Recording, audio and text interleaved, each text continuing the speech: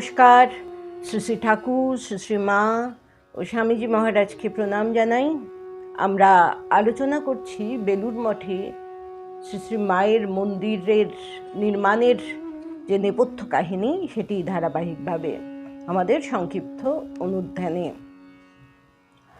মায়ের মহাসমাধির 13 দিন পর শ্রী শ্রী ঠাকুর ও মায়ের বিশেষ পূজা অনুষ্ঠিত হয়েছিল। পূজা, হোম, ভোগরাগ, কীর্তনাদির অনুষ্ঠান হয়েছিল বাগবাজারে এবং বেলুড় মঠে।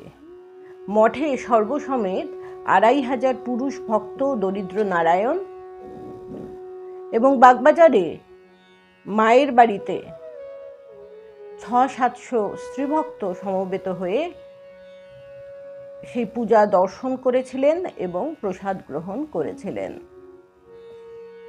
উৎসবের আগের দিন আকাশ খুব মেঘলা হওয়ায় অনেকে উদ্বেগ প্রকাশ করেছিলেন। তখন মহাপুরুষ মহারাজ জোর গলায় বলেছিলেন, কোনো ভয় নাই, জানো না কার কাজ?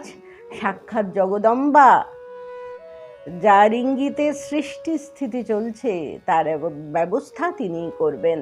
তোমরা নিশ্চিন্ত হয়ে সব জোগাড় ঠিক রাখো। সত্যিই পরদিন দেখা গিয়েছিল আকাশ পরিষ্কার, মধ্যরাত্রি পর্যন্ত এক ফোঁটাও বৃষ্টি হলো না। সকলেই নির্বিঘ্নে উৎসবে যোগদান করলেন এবং প্রসাদ গ্রহণ করলেন। শ্রী শ্রী মায়ের প্রকাশ্যে পূজা এরপরেই আরম্ভ হয়েছিল।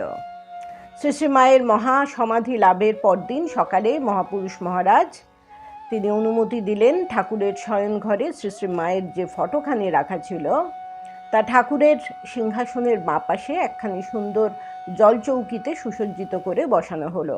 মহাপুরুষ মহারাজের আদেশে বেদির ওপরে আত্মারামের কৌটোয় বিশেষভাবে পূজা ও পুষ্পাঞ্জলি দিয়ে সেদিন থেকে মঠে প্রকাশ্যভাবে শ্রী শ্রী মায়ের পুজো আরম্ভ হলো।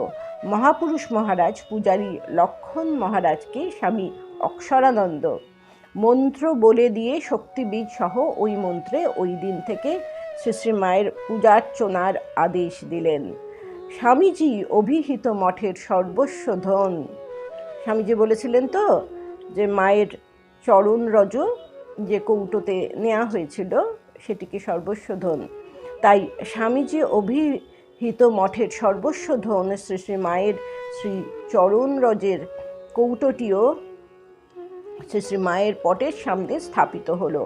সেদিন থেকে শ্রী শ্রী মায়ের দুবেলা ভোগ, সন্ধ্যায় আরাত্রিকের পরে দেবী প্রণাম, সর্বমঙ্গল মঙ্গলে প্রভৃতি গীত হতে থাকে। মহাপুরুষ মহারাজের নির্দেশে শ্রী শ্রী মায়ের উদ্দেশ্যে ঠাকুরের ভোগে 1 পোয়া চাল বাড়িয়ে দেওয়া হলো। 1920 সালের 12ই অগস্টের এক পত্রে মহাপুরুষ মহারাজ জানাচ্ছেন, মঠে যে স্থান মায়ের পুত স্থূলদেহ সৎকার হইয়াছিল সেইখানে একটি মন্দির নির্মিত হইবে স্থির হইয়াছে এবং তাহার ইচ্ছায় আপনা হইতেই কিছু কিছু চাঁদাও আসিতেছে। স্বাভাবিকভাবে মন্দির নির্মাণের মুখ্য ব্যবস্থাপক ছিলেন মায়ের ভারী স্বামী শারদানন্দজি। নির্মাণ তত্ত্বাবধায়ক ছিলেন স্বামী শঙ্করানন্দজি। 1920 সালের 31শে ডিসেম্বর শ্রী শ্রী মায়ের তিথি পূজার দিন মন্দিরের ভিত্তিপ্রস্তর স্থাপন করলেন স্বামী শারদানন্দজি। তার ঐকান্তিক প্রচেষ্টায় প্রায় 1.5 বছরের মধ্যেই শ্রী শ্রী মায়ের মন্দির নির্মাণ সম্ভব হয়েছিল। এটিই ছিল মঠ প্রাঙ্গণে প্রথম চূড়াযুক্ত মন্দির। স্বামীজি চেয়েছিলেন আগে মা ও মায়ের মেয়েরা, তারপর বাবা ও বাপের ছেলেরা। ঘটনাচক্রে মায়ের আপন জায়গা বেলুড় মঠে সর্বপ্রথম হলো শ্রী শ্রী মায়ের স্বতন্ত্র মন্দির।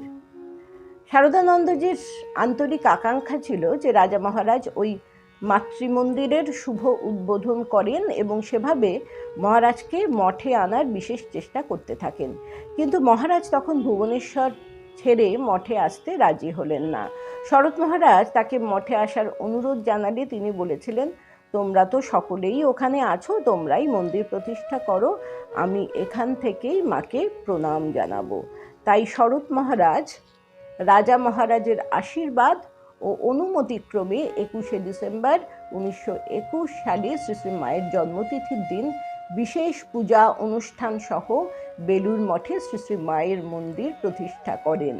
ওই দিন মহারাজের ইচ্ছায় শ্রী শ্রী মায়ের মন্দিরে বিশেষ পূজা, হোম প্রভৃতি ছাড়াও ঠাকুরের বিশেষ পূজা ও ভোগ রাগাদির ব্যবস্থা হয়েছিল।